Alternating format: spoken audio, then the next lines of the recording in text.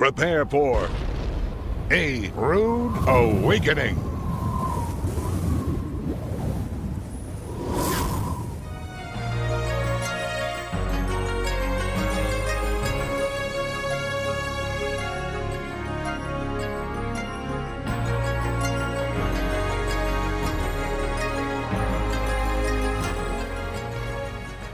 Sorry for this rude interruption, but if we are going to understand the Torah, the prophets, and the Gospels, we have to understand the biblical reckoning of time. And that's why every year we publish the astronomically and agriculturally corrected biblical Hebrew calendar. And this is a reckoning of time that must be understood in order for the gospel chronology to fit, or for any of the scriptures to be able to fit and to be understood. The first thing that we have to understand is, when does the day begin? In Genesis 1:31, it says that God saw everything that he had made, and behold, it was very good. And the evening and the morning were the sixth day. Now, of course, there were 5 days that preceded this, but the point is, the evening and the morning were the first day. The day begins at sunset, when the sun goes down. What time is sunset? When the sun sets, exactly. It's not difficult to learn and understand. And so on our calendar, we see that at the beginning of the gradient, this is exactly where the line is that begins the new day. Now the question is, when does the week begin? In Genesis 2, we read, "On the seventh day, God ended his work. He rested on the seventh day, and God blessed the seventh day and sanctified it." So in the Creator's reckoning of time, the first thing we have to understand is that we must learn to count to 7. 1, 2, 3, 4, 5, 6, and the seventh day is the day that he blessed and he sanctified it. And he said, 6 days shalt thou labor and do all thy work, but the seventh day is the Sabbath of Yahweh thy Elohim. On that day thou shalt not do any work, for in 6 days Yahweh made heaven and earth. And that is the precedent that was set. He created the heavens and the earth in 6 days, and on the seventh day he rested. The week is based on the week of creation, which is 6 days of work and 1 day of rest. That's all you have to do. You simply have to count. And it says he rested the seventh day, he blessed the Sabbath day, and he made it holy. He just asked us to remember the Sabbath day and to keep it holy. So we see that after 6 days of counting, 1, 2, 3, 4, 5, 6, then the seventh day is the Sabbath day. Still today in Israel, every day of the week is numbered, and then the Sabbath day is the only one that is named. Now, this is very important to understand because there has been recently concocted in America a concept of a lunar Sabbath, that somehow the week is based on the phases of the moon. This has never been a reckoning of time throughout history. It has never been true. And in fact, we can go back to the Sabbath day that Yeshua kept, and the day that he kept as a Sabbath day is still the seventh day of the week as it is now. Now, the accuracy of this is down to 1/10,000,000th of a day. There's no question. Because the Julian calendar was in place while Yeshua was alive and while he conducted his ministry. And the Julian calendar is the calendar that all astronomy is based on, because it has been accurized down to 1/10,000th of a second through the entire duration of mankind's time upon the planet. 1/10,000,000th of a day. And the day that Yeshua kept Sabbath is the same seventh day of the week as it is now. So my particular position is, if Yeshua did not see that it was necessary to correct the Sabbath when he was here, then I doubt that anyone is now going to correct him and let him know when he should have been keeping the Sabbath after all. So there is no such thing as a lunar Sabbath, and you will never, ever be able to figure out the Gospels, the temple service, or anything in the Torah by the computation of a lunar Sabbath. So that is just pure lunacy, and we don't even have to consider that. You know, if the seventh-day Sabbath is good enough for Yeshua, it's good enough for me. There are some things that are based on counting. They're not based on the moon. They're not based on the heavenly bodies. They are based on counting. We are going to see several of these things, and the week is one of them. Now the question comes up, when does the month begin? We read in Psalm 81, blow the shofar on the new moon. Well, first of all, I have a news flash for you. The moon that is up there tonight is the same moon that's been there for just over 6,000 years. It's not a new moon every month, okay? It is a renewed moon, a chodesh, a renewed moon. Now, what do we mean by renewed?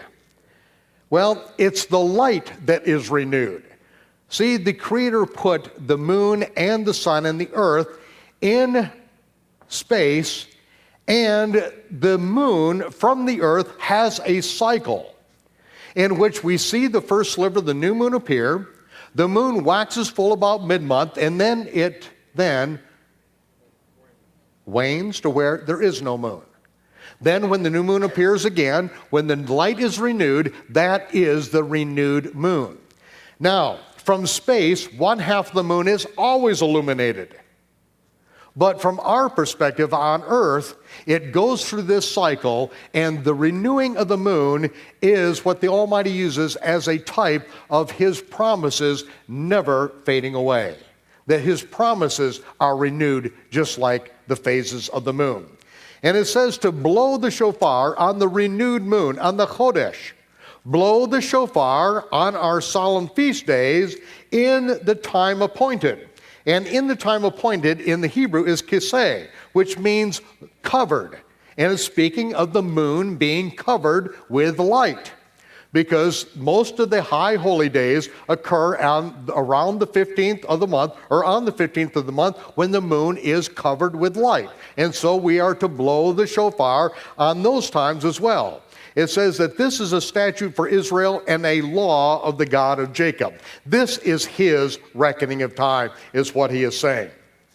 And in Genesis we read, in the 600th year of Noah's life, in the second month, the second chodesh, you notice the word chodesh here is referring to month, but in the previous verse, the chodesh was referring to the renewed moon. This is the way it is throughout the Hebrew Scriptures. The word for renewed moon and the word for month are one in the same. It's the exact same Hebrew word. And Isaiah prophesied concerning the millennial reign of the Messiah, for as the renewed Hadash heavens and the renewed earth will I make, shall remain before me, saith Yahweh, so shall your seed and your name remain. And it shall come to pass that from one renewed moon, one chodesh to another, and from one Sabbath to another, shall all flesh come to worship before me. And so we see when Yeshua reigns upon the earth that again, His reckoning of time is going to be absolutely universal. It isn't at this point, but it could be if everyone would simply agree with the Scripture. And Jeremiah said, I will make a renewed covenant, a Hadash covenant with the house of Israel and with the house of Judah. This is the verse from which we get New Testament, but is literally a renewed covenant. What is the covenant? The covenant that was made with us at Mount Sinai, in which we were offered. If we will keep His commandments, we will be a royal priesthood. We would be a nation of priests and kings. That's what was offered to us. But we were told that we would break that covenant. That covenant that was ratified by the sprinkling of blood upon the Torah and upon us as a people, showing us that we were under a blood covenant.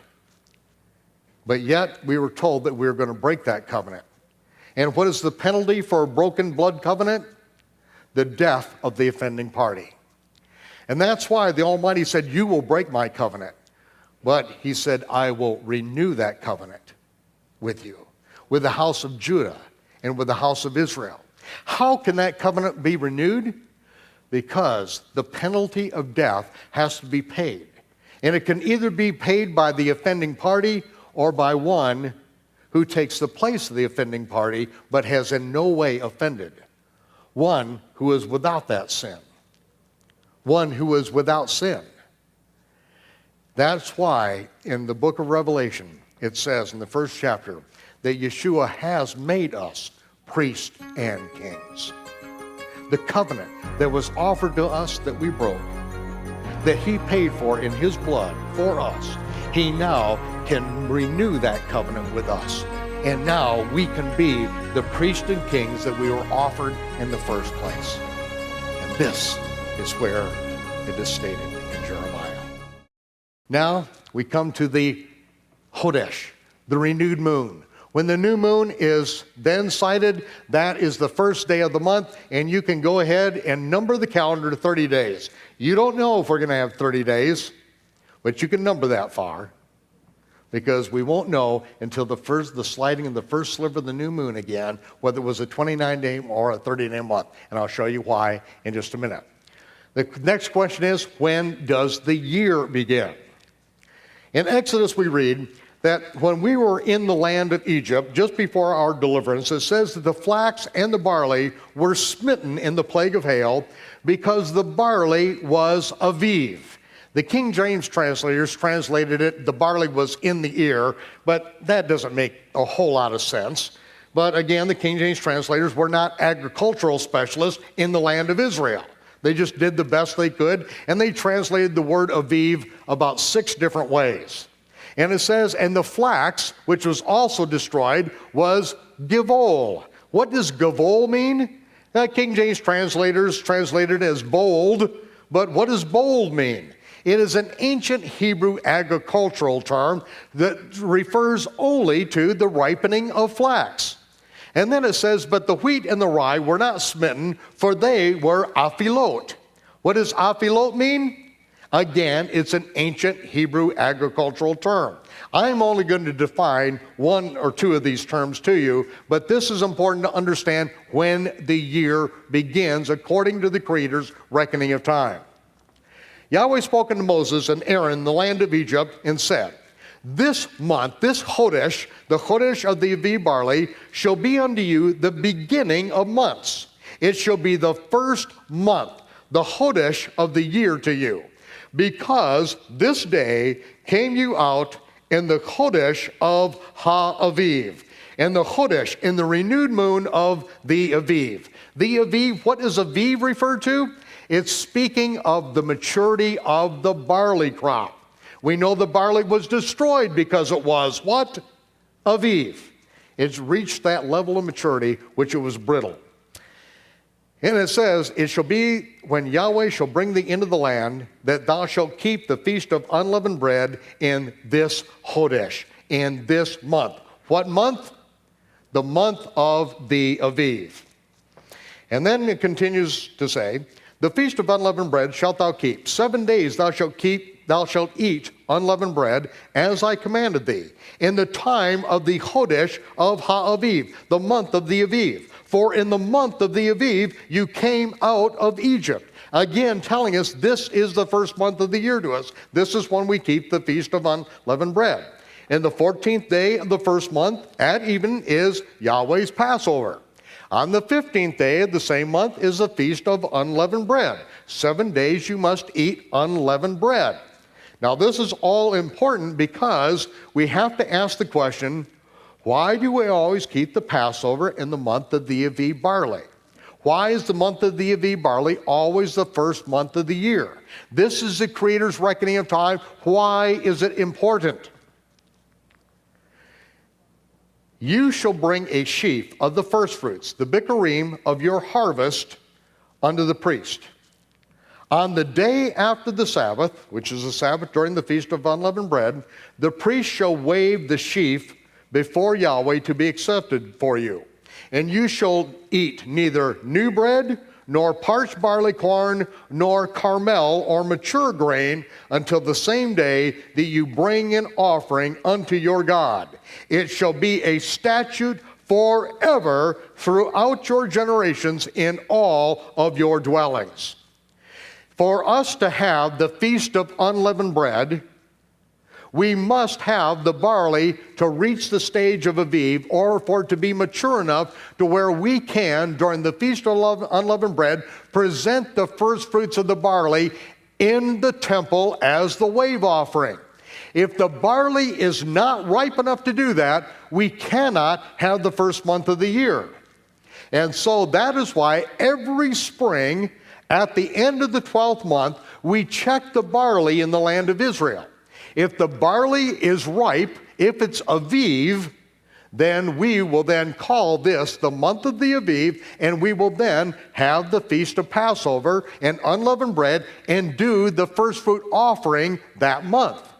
If the barley is not Aviv, then we cannot have the first fruit offering that month, and so we add a 13th month onto the year. Ladies and gentlemen, this is extremely important because the most critical date in our generation transpired without anyone having any idea of when it happened and what happened on that date, because we have all forsaken the Creator's reckoning of time.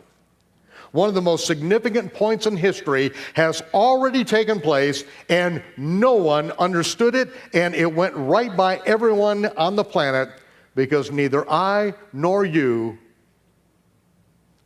had awakened to the Creator's restored calendar. And when I show this to you, then that will open the door for us to understand the third layer of Daniel's 70 Shavuot prophecy that has already begun. And that is where we're going in these next 2 nights. So this is just not academics, ladies and gentlemen. This is the Almighty running the universe according to His calendar and His time clock. The first thing that He did was He wakened us up in time to understand that He does run this universe according to His calendar. He makes and He breaks His covenants according to His calendar. Now, I misspoke. He makes His covenants, and He breaks Israel's covenant with death and agreement with hell, which He said He would annul with violence. And all we had to do was understand His calendar, and we could then specify and say what day it was going to happen. See, September 28th, 2000, before sundown in Jerusalem. Why did I even say a pagan date? Because most people would not recognize if I said the biblical date. That's why I had to give a date that everyone would understand in the Gentile thinking and speaking world. And when it happened, you wouldn't believe what took place. Those who wanted to ignore the Creator's reckoning of time then immediately manufactured a lie saying that I said Jesus was going to return before sundown, September 28th of 2000. Ladies and gentlemen, that is the most ridiculous thing. That's why I wrote, many years before then, the book, The Mystery of Iniquity. The subtitle, The Legal Prerequisites to the Return of the Messiah. There are some things that have to take place before Yeshua can return. He is not going to be back next week, next year, or even 5 years from now. There are things that must transpire, and until those things take place, He cannot and He will not return. Now, I know that's contrary to what I taught for over 20 years as a paid professional false prophet, as an ultra-dispensational pre-tribulation secret rapturist, but I've had to repent. I was wrong. I was a false prophet, and now I will tell you the truth. I will prophesy something for you tonight. Thus saith the Lord, there is no pre-tribulation rapture. Now, I know for many of you that's awfully hard to hear, but that's why I wrote the book. That is my repentance, because things have to get cleared up. The book of Revelation was written to the servants of the Messiah who need to know the things that are going to be taking place. The book of Revelation was not written to the pew warmer, the innocent bystander, or the casual Christian. It was written to servants. And the servants need to be ready to deal with the hard stuff, because that is what's on the horizon. The United States is embroiled in a situation over in the East that there is no easy way out of this. In fact, there's no way out. Things are going to shake down, but In this seminar, you are going to see that the Almighty has told us what to expect, and He's told us when we see this trouble, these wars and these threats of wars, this terrorism come to pass, don't be troubled. We have a different job to do. The world is going to be shaken to its foundation. The religious systems of this world are going to find out that they're on sand, on very wet sand. And when those buildings begin to topple, then you have to be ready to do what you are called to do. So, this is a statute forever. The Creator's reckoning of time is not to be trifled with. You can play with it, you can dismiss it, you can believe the lies out there, but you have an opportunity to hear the truth, and this is where we're going to take you concerning the biblical calendar. Now, at the top of the calendar, here you see the first month, the month of the Aviv. Over on the right-hand side, we also, in our calendar, to help you coordinate it with the other calendars of the world, you will see that we also have the rabbinic date. See, all of the months were then named after we came out of Babylon. This is the month of Nisan. Apparently, we drove a lot of Japanese cars when we were coming out of Babylon.